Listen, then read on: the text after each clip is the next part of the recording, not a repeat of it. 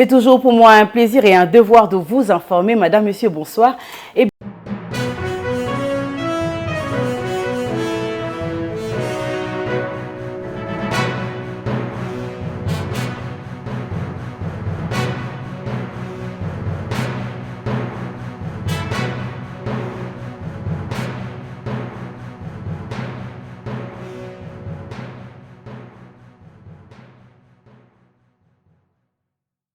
L'Assemblée nationale reste encore dans l'expectative avant de savoir s'il bénéficiera aussi de la grâce présidentielle accordée par Félix Tshisekedi à 700 détenus. Il demeure toujours dans la prison centrale de Makala. 20 000 candidatures ont été enregistrées par le BRTC de la CENI pour le compte de 500 sièges à pourvoir pour la députation nationale. Entre-temps, la CENI a publié la répartition de sièges pour le 2363 conseillers municipaux à élire pour toutes les provinces de la République. La ville-province de Kinshasa s'accorde le plus grand nombre avec 256 conseillers municipaux et la province de la Chopo n'aura besoin, elle, que de 49 conseillers municipaux seulement. L'ambiance de 9e jeu de la francophonie s'anime avec l'arrivée de plusieurs délégations d'athlètes et d'autres participants de pays francophones invités pour cette grande manifestation. Du côté de l'organisation, le dernier préparatif en bon train pour la réussite totale de l'événement qui prévoit beaucoup de moments forts.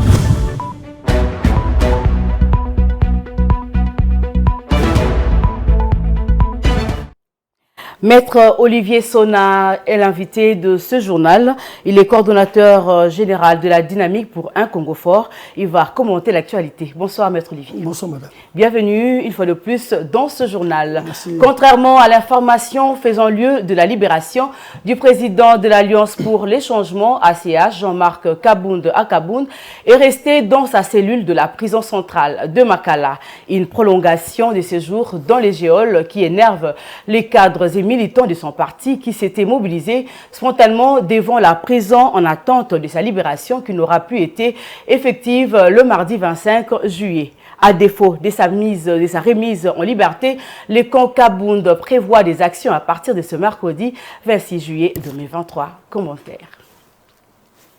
Mardi 25 juillet, la nouvelle était tombée tel un couperet. Le député national Jean-Marc Kabound sort de la prison de Makala après quasiment une année de détention à la prison centrale, alors que c'était une fausse alerte. L'ancien premier président de l'Assemblée nationale est poursuivi pour des propos compromettants sur les institutions du pays et du chef de l'État. Cependant, l'initiateur du parti politique Alliance pour le changement n'a finalement pas quitté les geôles de Makala, comme l'a confirmé son parti politique, dont certains étaient en liesse après avoir appris la nouvelle. À en croire Ghislain Mouandji, Jean-Marc Kabound va quitter la prison de Makala, évoquant tout de même les dilatoires qui traînent encore. Selon une source au sein de la prison centrale, Jean-Marc Kabound devra encore attendre que l'administration pénitentiaire reçoive certaines autorisations, notamment du président de la République, avant sa sortie de prison. Furieux de ne pas quitter la prison à défaut de procédures administratives, le porte-parole de l'Alliance pour le changement est monté au créneau et attend lancer des mouvements de pression pour exiger la sortie de leur leader en détention. Maître Olivier Sona, Jean-Marc Kabound Akabound ne peut-il pas bénéficier de la grâce présidentielle accordée aux 700 détenus? Non, déjà la grâce présidentielle, il faille subir une condamnation pénale. Mais je crois que M. Kabound n'a pas été condamné. Okay. Par ailleurs, je considère que M. Kabound n'a pas à être à la prison de Makala, étant entendu que c'est un député national. Il devait être assigné en résidence surveillée. Voilà. Je pense qu'un État de droit, c'est un État qui a des lois qui sont connues, des lois qui sont respectées. Un mot par rapport aux fausses alertes du mardi 25 juillet. Nous sommes habitués. J'ai reçu réellement cette fausse alerte. Puis finalement, c'était démenti. Bon, on ne sait pas quels sont les officines qui ont distillé cette fausse nouvelle. Mais je considère que, au minimum, l'honorable Kabound doit être chez lui, en résidence surveillée et pas à Makala. C'est ça l'état de droit. Voilà. Et là, manifestement, on viole la loi. C'est clair. Pensez-vous alors que Jean-Marc Kabound serait un prisonnier politique? Bon, écoutez, lorsque les lois de la République sont foulées aux pieds, dans le cas d'espèce, il est député national, les lois sont claires, il doit être en raison surveillée. Ça s'est déjà vu dans cette législature. Les députés condamnés ou simplement poursuivis, et donc ils restent chez eux, à la maison. Il n'est pas normal qu'un député soit au par cas. Entre-temps, pourquoi en réalité la détention préventive? C'est une exception. Lorsqu'il n'y a pas, il est député national, il n'y a pas de risque de fuite. Il est marié, il a des intérêts au Congo démocratique. Vous comprenez? Il est sûrement, on va l'interdire de sortir du territoire national. Il n'y a pas de raison que cet homme soit détenu en détention. Il n'y a pas de à raison. la prison centrale. Il n'y a pas de raison. Là, il y a violation manifeste de la loi. Manifestement. Pourrions-nous parler alors d'un état de droit effectif? Non, l'état de droit, non. En République démocratique. Vous savez, le problème du Congo démocratique, on aurait du mérite en respectant les textes de la République. Et ce, dans tous les domaines. Vous comprenez? Et si les magistrats ont du mal à respecter les textes pour un député national, qu'en est-il de vous et de moi? Moi encore, je suis avocat, et de vous, ou du Kidam, du Congolais lambda. Parce que les lois sont claires, on ne les respecte pas, et au minimum, ils pourraient être bénéficiaires de la liberté provisoire. OK? Et ensuite, attendre l'instruction et son procès en norme libre. Très bien. Voilà. Mais il y a, comme on dit, c'est mécanique de la part des magistrats d'arrêter les gens qui sont en détention. Pas besoin. Vous comprenez? Le président Sarkozy... Le chef de l'État l'a même décrié il n'y a pas très longtemps. Voilà, c'est ça. L'appareil judiciaire... Il y a des problèmes. Surtout en matière de détention. Vous comprenez? Pour un oui, pour un non, on vous détient. Vous comprenez? Alors qu'en réalité, si les risques de fuite ne sont pas là, il n'y a pas de raison qu'on soit détenu. Et encore que le CPRK, qu'on appelle habituellement prison de Makala, est en pléthore et en surnombre. Cette prison-là. J'y étais il y a à peu près 2 semaines, et c'est vrai, ça va vous surprendre, il y a plus de détenus qui attendent le procès que ceux qui sont réellement condamnés. Il y a un problème.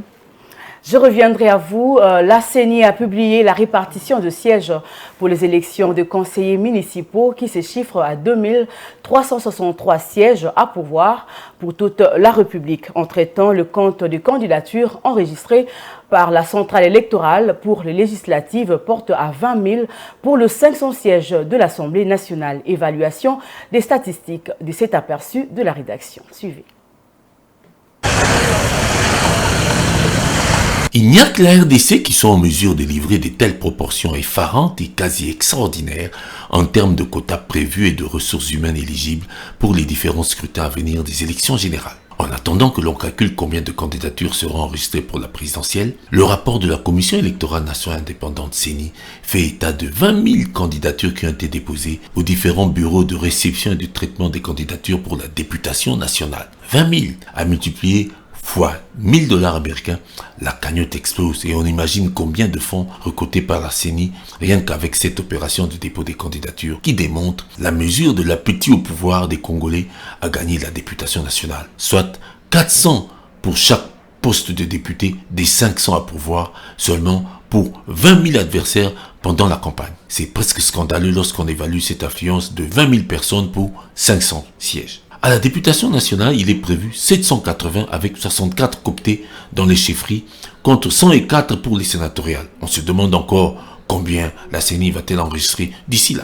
Par contre, au municipal, quant aux 2363 sièges prévus par la CENI pour les conseillers municipaux, on retient qu'il faudra élire 163 conseillers municipaux pour le Haut-Katanga, 256 conseillers pour la ville de Kinshasa, 107 conseillers pour le Kwilu, 67 pour l'Équateur, 105 pour le Maïndombe, 168 pour le Nord Kivu et 77 pour le Sud Kivu, 56 pour le Haut-Lomami et le Tanganyika. La Tchopo, qui a le taux le plus bas de la République, elle, n'aura besoin que de 49 conseillers municipaux. L'importance des élections locales résulte qu'elles sont celles qui déterminent le contrôle des communautés de base, c'est-à-dire la population proprement dite, le véritable berceau de la démocratie. Maître Olivier Sonin, vous venez de suivre cet élément du processus électoral. Là encore, il y a un problème. La centrale électorale enregistre 20 000 candidatures pour 500 sièges à l'Assemblée nationale. Vous pensez que c'est un problème? C'est le seuil qui le veut. Lorsqu'on demande aux partis politiques, aux groupements politiques d'aligner au moins 60% des candidats, forcément, il faut qu'il y ait ce nombre-là. Vous ne pensez pas que les candidats vont s'entretuer Mais dans les circonscriptions électorales? C'est le but du jeu. C'est le but du jeu. Ça n'a jamais été facile d'être député national ou député provincial. Ça n'a jamais été facile. C'est le seul qui le veut. Mais sur un autre registre, je considère que j'aime bien cette émulation. Ok, que les gens aspirent à gérer la République. Parce que le spectacle qu'ont donné les députés sortants laisse à désirer. Aujourd'hui, il faut que les gens manifestent l'ambition. Mais détrompez-vous, et les 20 000 ne sont pas tous des champions. Dans le système électoral que nous avons, vous avez une liste, admettons... provisoire, et puis enfin une liste définitive qui sera établie. Oui, non, pas la liste assainie. Liste du parti politique. Admettons nombre de sièges. Vous avez 15 sièges, une circonscription électorale, moi par exemple, ce n'est pas tous qui sont les champions. C'est un peu comme le cyclisme, hein. Vous avez 2 ou 3 champions, hein. Et puis les autres font le travail pour le reste, pour les autres. Donc ne pensez pas que les 20 000 alignés sont 20 000 en position de gagner. Ah non, ils font du remplissage. Certains, beaucoup font du remplissage. Mais comment expliquer qu'en République démocratique du Congo, tout le monde veut se lancer en politique? Il y a des avocats, vos confrères avocats, de médecins, de journalistes qui aujourd'hui sont candidats alors qu'ils ont une profession déjà. Mais pourquoi pas? Pourquoi pas? L'Assemblée nationale française, je crois d'il y a 5 ans, était à moitié composée d'avocats, à peu près. Je considère que, c'est vrai, si un jeune avocat qui a 5-6 ans de barreau postule, moi ça me pose un problème. Mais si un avocat comme moi qui a 20 ans de barreau postule, je suis une compétence nationale. J'ai un background, j'ai une expérience, j'ai une expertise à apporter. Vous comprenez? Donc j'ai un parcours et je peux apporter quelque chose à l'Assemblée nationale ou au Sénat ou ailleurs. Vous comprenez? D'accord. Bon. Mais on ne peut pas empêcher les Congolais d'avoir des ambitions pour leur pays. Parce que nous aussi, il y a quelques années... Mais est-ce qu'il s'agit réellement des ambitions ou il faudra s'enrichir de la politique et les moyens le plus facile pour pouvoir s'enrichir? Je veux être positif, j'y vois de l'ambition, je veux y voir de l'émulation. Oui, bien entendu, il y a des gens, celles et ceux qui pensent avoir de l'argent. Mais le parcours, c'est un parcours du combattant. Ah ouais, il ne faut pas croire que c'est facile. C'est plus facile de faire un CV et une demande de motivation que de concourir aux élections. Attendez, 20 000 que 500 sièges. Par contre, si ça ressemble aux travaux d'Hercule, là, c'est pas évident. Pas du tout. Ok? Et que, au sein du parti, ok, tous ne sont pas des champions. Ou ce sont les 21 000 $ qui des évoluements qui les attirent? Bien entendu, 21 000 et les à côté, enfin, les palissades, tout ça, on peut comprendre ça. Mais je pense qu'on doit d'abord être animé par la volonté de servir la République. Très bien. Je pense. Ok. Et puis en même temps, c'est vrai, pour essayer de taire aussi un peu cette disparité entre les 21 000 et ceux qui gagnent pas grand-chose, il faut quand même essayer de réduire le train de vie des institutions. Quand même. Je pense qu'un député à 12-13 000 peut vivre. Hein. Pas 21 000 quand même. D'accord? Et que ceux qui gagnent 800 000 francs. Il faut qu'il y ait de l'équilibre entre les fonctionnaires de l'État. Quand même, qu'on réduise cette pression salariale entre les politiques. Et si on réduisait, vous pensez qu'on pourrait avoir moins de candidats? Je ne pense pas, parce qu'en réalité, je n'ai pas fait une étude. Hein. Ça, je vous avoue. Je n'ai pas une étude scientifique qui me dirait, tiens, pourquoi les Congolais vont autant. Mais je vous dis, moi, je veux y voir de l'émulation. Parce qu'en réalité, attendez, quand vous voyez le bilan du Parlement sortant, tout Congolais bien inspiré doit se dire, non, il faut que j'aille vers le peuple pour que j'arrive là-bas, que je change les choses. C'est ça le débat. Parce qu'on ne peut pas comprendre qu'en pleine législature, le salaire des députés augmente. Pendant que d'autres salaires stagnent. Ce n'est pas possible. Très bien, Maître Olivier Sona, je reviendrai à vous. Le ministre de Transport, Voies des Communications et Désenclavement, Marc Ekila Likombo, multiplie les actions sur le terrain pour le compte de projets du gouvernement de la République. D'une part, Marc Ekila Likombo, ici à Kinshasa, place royale de la Gombe, a remis des bus Trans-Academia pour les étudiants de la province du Congo central au gouverneur Guy Badou et d'autre part, le ministre de Transport a, au cours d'une mission à Kasumbalesa dans la province du Haut-Katanga, renforcée en compagnie la ministre sud-africaine Lydia Sindi-Siwe Shikunga, les nouveaux partenariats scellés avec l'Afrique du Sud en évaluant les travaux du port sec de l'OGFREM, entendez, Office de gestion du fret multimodal en phase de construction. Regardez. C'est un soulagement de taille et une vraie opportunité pour la province du Congo central avec la remise des bus Transacademia qui serviront au déplacement inclusif des étudiants de Matadi. Le ministre des Transports, Voies des Communications et des Enclavements, Maître Marc Ekilali Kombo, a personnellement présidé la cérémonie de remise de ces engins roulants au gouverneur Guy Mbadou, accompagné des membres de l'Assemblée provinciale ainsi que d'autres autorités de différentes institutions concernées. L'événement a vécu sur la place royale où le charroi impressionnant s'alignait sur le côté du boulevard. Par la suite, le ministre des Transports, Voies des Communications et des Enclavements, Marc Ekila, dans le cadre du nouveau partenariat conclu tout récemment entre la RDC et l'Afrique du Sud du 3 au 6 juillet dernier à Kinshasa, entre Félix Tshisekedi et Cyril Ramaphosa, s'est rendu dans la province du Haut-Katanga où, avec sa collègue des Transports d'Afrique du Sud, Madame Lydia Sindi-Siwe, ils ont évalué au niveau de la ville frontalière de Kasumbalesa le niveau des travaux de la construction du port sec de l'OGFREM, Office de gestion du fret multimodal. Et nous pensons que le plus vite possible que nous pouvons rendre ce port sec-là opérationnel, nous aurons résolu près de 70% des problèmes qui se posent au poste frontalier de Kasumbalesa. Je suis heureux de dire également ici que dans le cadre de la coopération avec la République sud-africaine, il y a une firme sud-africaine effectivement qui va travailler avec le GFREM pour la réalisation de ce grand projet intégrateur attendu au niveau de la SADC. Ce port qui facilitera la circulation entre la RDC, la Zambie, le Zimbabwe, bref, l'espace commercial et économique de la SADC résoudra beaucoup de problèmes d'où une expertise plus perfectionnée s'impose.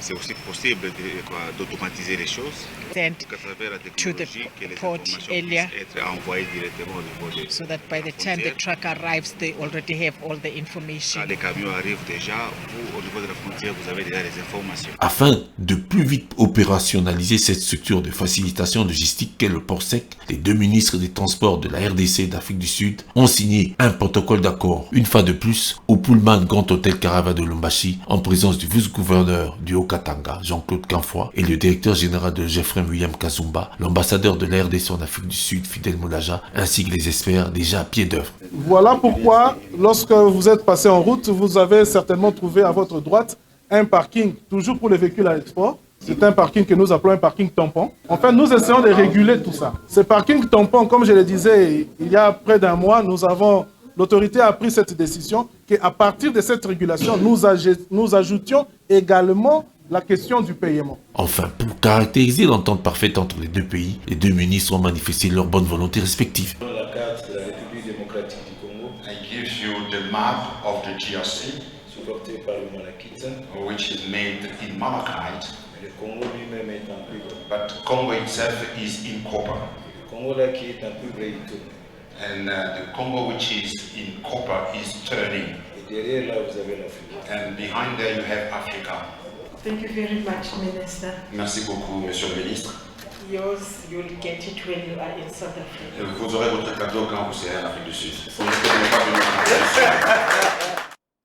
Dans un autre chapitre, l'Institut national de préparation professionnelle, INPP en sigle, va se doter d'un bâtiment ultramoderne dans la ville de Kolwezi, en la province du Lualaba. La pose de la première pierre de cet édifice a eu lieu précisément dans la commune de Manika, au quartier Mutoshi. C'est là en présence de Madame la ministre de l'Emploi, Travail et Prévoyance sociale, Claudine Ndoussi, de la gouverneure Fifi Masuka, du PCA et du directeur général de l'UNPP, à savoir Jean-Marie Lukulasi et Godefroy Stanislas Chimanga. Reportage.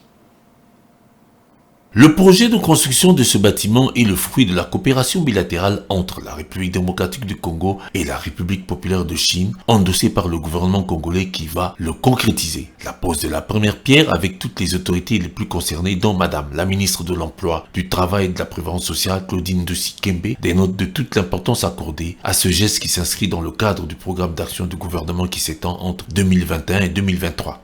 Je rends grâce à Dieu, maître des temps et des circonstances, qui a rendu possible cette journée dédié au lancement des travaux de construction du bâtiment ultramoderne de l'INPP Lualaba à Kolosi.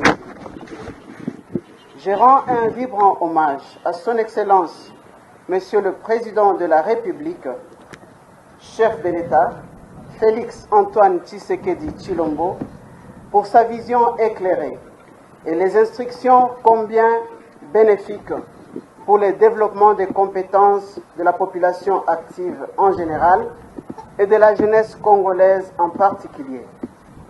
Je remercie particulièrement son Excellence Jean-Michel Sama Lukonde, chef du gouvernement, qui ne ménage aucun effort pour l'accompagnement de toutes les réformes initiées par le ministère de l'Emploi, Travail et Prévoyance sociale. Je tiens aussi à remercier Madame la gouverneure de la province du Lualaba pour la marque de considération et de collaboration exprimée à travers sa présence à cette cérémonie et l'accueil chaleureux dont nous avons bénéficié à notre arrivée. L'édifice érigé présentera un complexe de 9 bâtiments modernes contenant principalement des salles de formation pour plusieurs métiers, essentiellement d'appui au secteur minier avec des machines, des ateliers et laboratoires géologiques pour une capacité d'accueil de plus de 250 stagiaires en plus des formateurs. Aussi, l'éventail de préparation professionnelle qu'engagera l'INPP, branche de Kolosi, se dotera d'un centre de formation et de contrôle technique automobile, comme l'a déclaré le directeur général de l'Institut national de préparation professionnelle, Godefroy Sanissa Chimanga. Dans sa réalisation, il sera érigé en ce lieu de Madrandélé un complexe de 9 bâtiments. Bâtiments modernes constitués principalement de salles de formation pour divers métiers, essentiellement dans le secteur minier, des locaux pour machines, des ateliers et laboratoires géologiques, des bâtiments administratifs servant de bureaux. Pour la partie chinoise, à l'œuvre du génie civil, ce projet va s'étendre sur 2000 hectares pour une surface de 15 000 mètres carrés. Quant à la numéro 1 de la province du Lualaba, Fifi Masuka, elle a rassuré d'accompagner toujours l'INPP par la réalisation de cet ouvrage, notamment avec l'octroi du terrain, la facilitation des documents administratifs et différentes autorisations. Pour cette initiative et ainsi que le gouvernement de son Excellence, Monsieur le Premier ministre, merci à Madame de se déplacer personnellement pour venir elle-même mettre la première pierre pour cet édifice. Nous pensons que ça va servir tous les jeunes, ainsi que les jeunes que nous appelons délinquants et tout. Moi, je suis une mère, je n'ai pas de délinquants, je n'ai que des enfants que nous pouvons rééduquer. Donc, pour moi, c'est une très grande nouvelle. Parlons justice à présent, coup d'envoi de la formation initiale de 2500 nouveaux magistrats civils et militaires de la session 2023. Cette session qui va durer 3 mois a pour but de renforcer les capacités de ces nouvelles recrues dans la magistrature. C'est à l'issue de cette formation qu'ils vont être déployés dans leurs juridictions respectives pour débuter le travail. Commentaire de Bijou Lumuna. Les 2500 nouveaux magistrats ont pris d'assaut le campus de l'Université protestante du Congo en sigle UPC situé dans la commune de Lingwala. Ils constituent la promotion baptisée État de droit. Ces magistrats civils et militaires apprennent entre autres comment fonctionnent les instances judiciaires, comment un magistrat doit se comporter dans le prétoire, son éthique et sa déontologie. Cette formation est dispensée par le membre du secrétariat permanent du Conseil supérieur de la magistrature, des professeurs d'université et autres personnalités qualifiées retenues par le Conseil supérieur de la magistrature. Télésphore Ndouba Kilima est secrétaire permanent du CSM. Il a effectué la ronde des différents auditoires en vue de palper du doigt le déroulement de ses enseignements. Il s'est félicité de cette étape franchie. Et nous-mêmes, d'ailleurs, les organisateurs, nous sommes contents du fait qu'on a commencé un long processus qui a commencé par le recrutement, le concours, la publication des listes, l'ordonnance de l'excellence de Monsieur le Président de la République, le lancement de la formation aujourd'hui. On est heureux que la formation a commencé. C'est la formation, c'est vrai, mais c'est le début d'une carrière de magistrat. Ils ont commencé les 12 mois de stage par cette formation. qui va se clôturer 3 mois après. Et puis après, ils vont continuer le stage dans des parquets. Ces hommes et femmes sont certes juristes de formation, ils ont emmagasiné beaucoup de théories mais très peu de pratiques. Grâce à ces enseignements, ils vont au contact de la réalité judiciaire telle que c'est présente sur terrain. Ils sont contents d'avoir atteint cette étape. Nous avons entendu depuis plus de 6 mois l'ordonnance, mais bel et bien l'ordonnance a été publiée, a été plutôt rendue publique et maintenant nous voyons la réalisation de tout ce qui a été promis. Nous avons commencé la formation.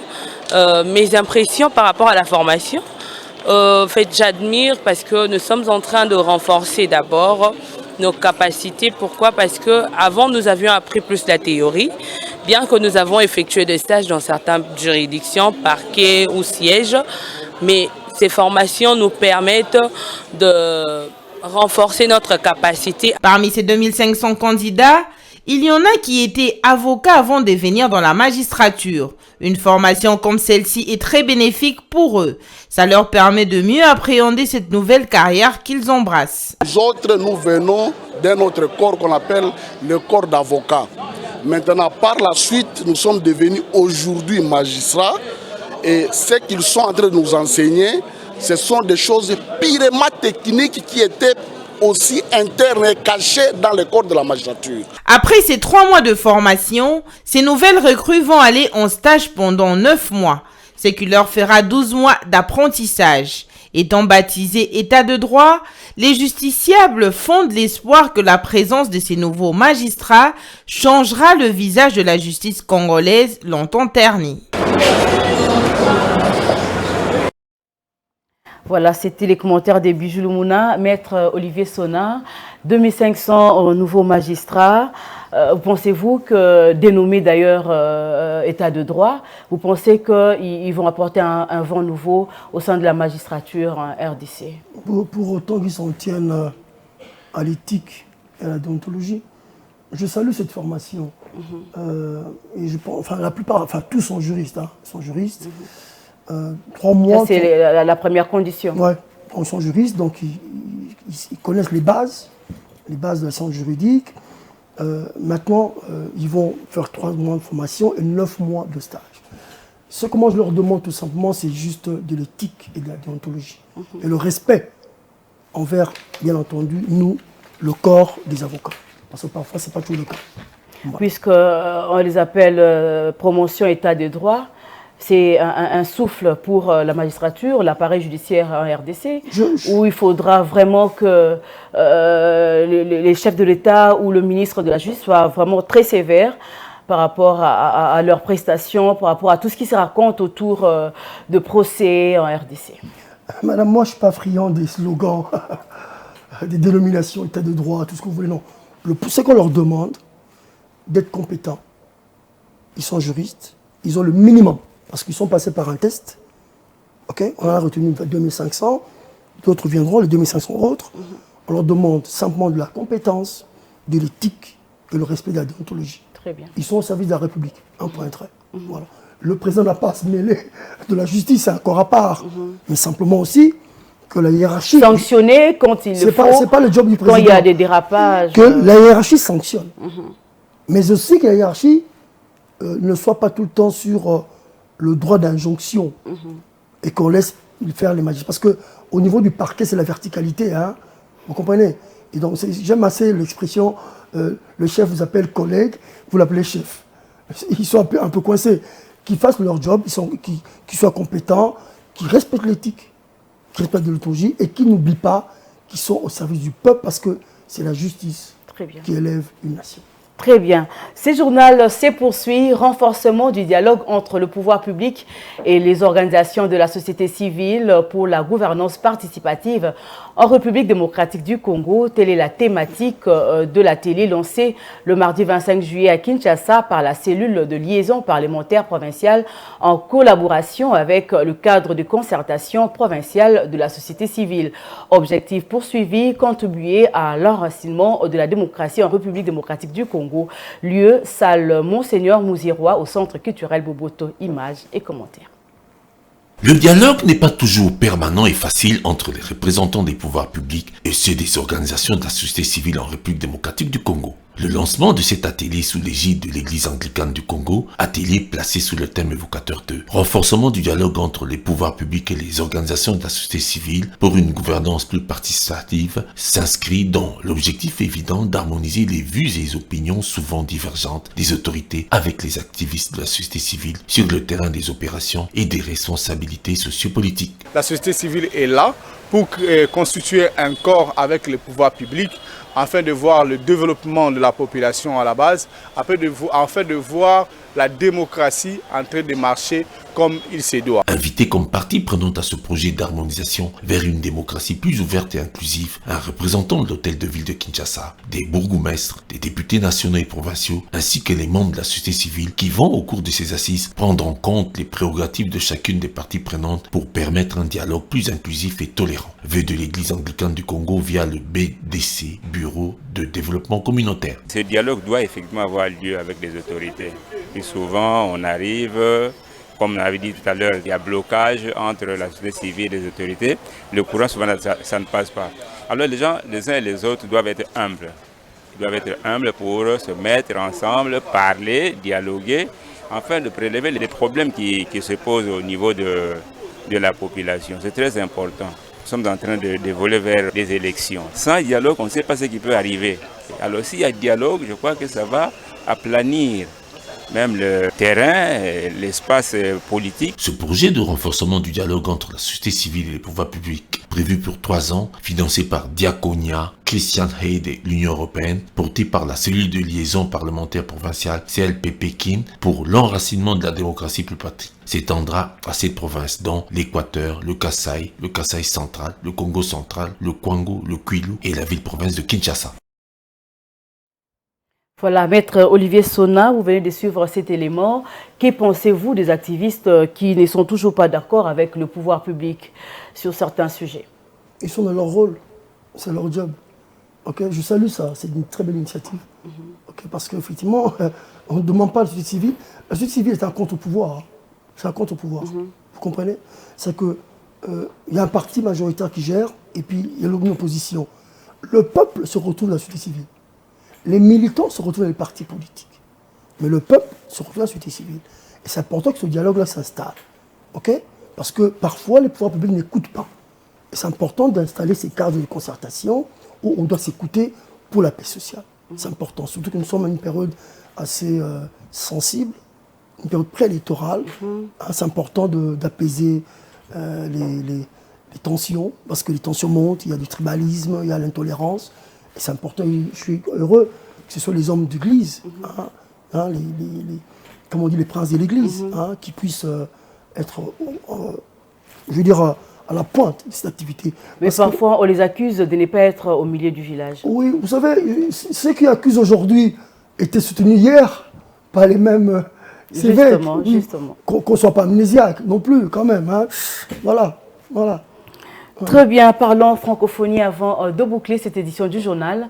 À quelques jours de l'ouverture de 9e jeu de la francophonie, les autorités rassurent sur les dispositions sécuritaires pour la bonne tenue de ces jeux. Plusieurs délégations venues de différents pays ont déjà foulé les sols congolais pour prendre part à cette compétition de grande envergure. Suivez.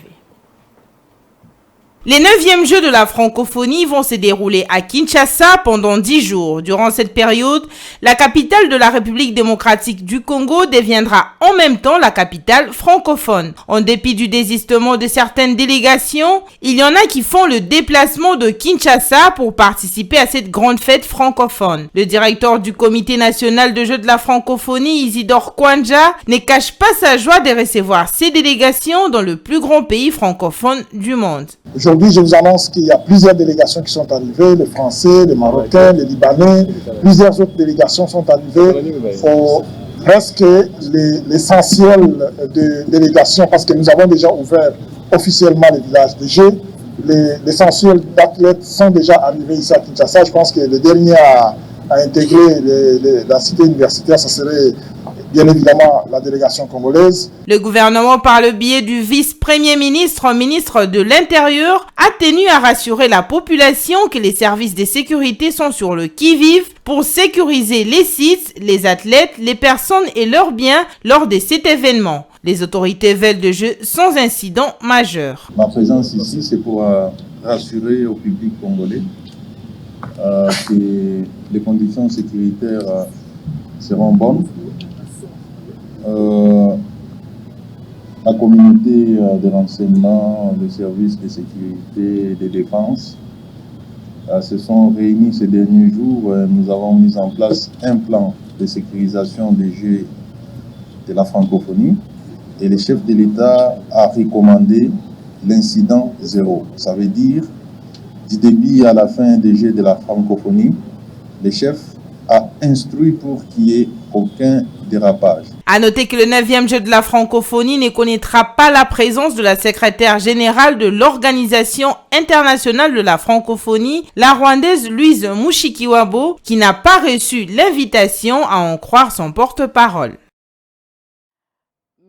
Olivier Sonna, nous sommes à 2 jours de la tenue du 9e jeu de la francophonie. Est-ce que la République démocratique du Congo va-t-elle gagner ses paris?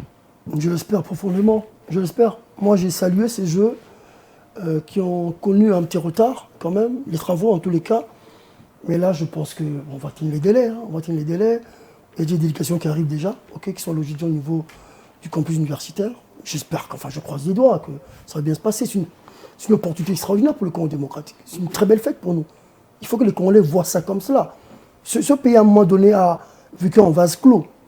C'est des genres de jeux, ça contribue au rayonnement du Congo démocratique. C'est une très belle chose. La participation ou pas de la secrétaire générale de l'Organisation internationale de la francophonie, Louise Mushikiwabo, à ces jeux, aujourd'hui est fait polémique. Oui, bon, moi c'est vrai que ça m'a été... Parce que la RDC est en froid avec le Rwanda, il faut qu'on se les dise. Oui, quand même. Madame Mushikiwabo pensait avoir une invitation. Je pense que le vice-premier ministre, M. Lutundela, l'a répondu. Hein, c'est son job. Enfin, je ne sais pas, est-ce qu'on l'a empêché de venir au Congo démocratique? Je ne pense pas. Mais bon, comme elle n'est pas athlète, je pense que les jeux pourront se faire sans elle quand même. Ouais. Très bien, maître Olivier Sonna, nous sommes arrivés à la fin, mais très rapidement, parlez-nous de la dynamique pour un Congo fort. Merci madame. Quelles sont les grandes actions menées? En fait, notre mouvement part du principe que l'élite a failli. L'élite congolaise. Et ce n'est pas moi qui le dis, c'est le Papa Kengouadounou qui le dit. Et que la démocratie suppose un partenariat, un contrat social entre ceux qui dirigent et ceux qui sont dirigés. Quand ceux qui sont dirigés ne comprennent pas comment ça fonctionne, c'est ça le problème. Vous comprenez? Et aujourd'hui, il y a un désespoir, où carrément il y a un levé de bouclier du peuple contre les dirigeants. Pourquoi Sabiso Mingi, il y en a assez. Il faut dire au peuple, nous sommes en partie responsables. Parce que le gars ou la dame qui vient vers toi, soutient les suffrages, est-ce que tu le connais? Est-ce que tu la connais? Si Madame Ranta paye mal son chauffeur, comment veux-tu qu'elle s'occupe de toi quand elle sera députée nationale? Quand Madame Ranta est en froid avec ses propres soeurs, ses propres frères, de sang, comment veux-tu que cette dame-là soit députée nationale digne de ce nom?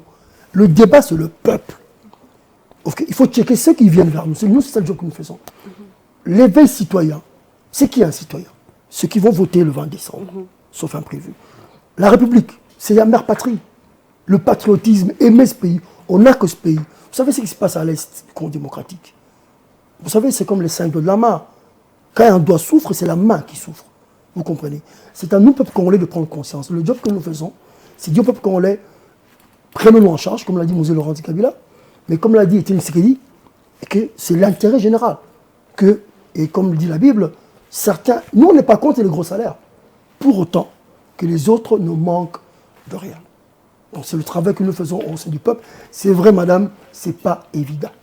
Merci beaucoup, maître Olivier Sonna, d'avoir accepté cette invitation et d'avoir commenté l'actualité sur le plateau de Mondico Télévision. Madame, messieurs, ce journal est terminé, mais avant de nous quitter,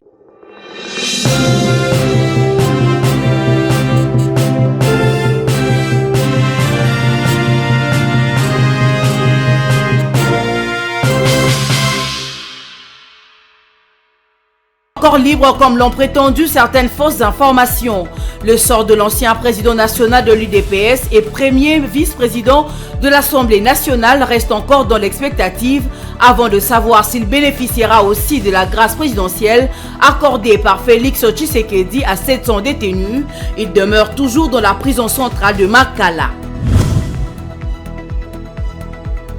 20 000 candidatures ont été enregistrées par le BRTC de la CENI pour le compte de 500 sièges à pourvoir pour la députation nationale. Entre-temps, la CENI a publié la répartition de sièges pour les 2363 conseillers municipaux à élire pour toutes les provinces de la République. La ville-province de Kinshasa s'accorde le plus grand nombre avec 256 conseillers municipaux et la province de la Chopo n'aura besoin, elle, que de 49 conseillers municipaux seulement. L'ambiance de 9e jeu de la francophonie s'anime avec l'arrivée de plusieurs délégations d'athlètes et d'autres participants de pays francophones invités pour cette grande manifestation. Du côté de l'organisation, le dernier préparatif en bon train pour la réussite totale de l'événement qui prévoit beaucoup de moments forts.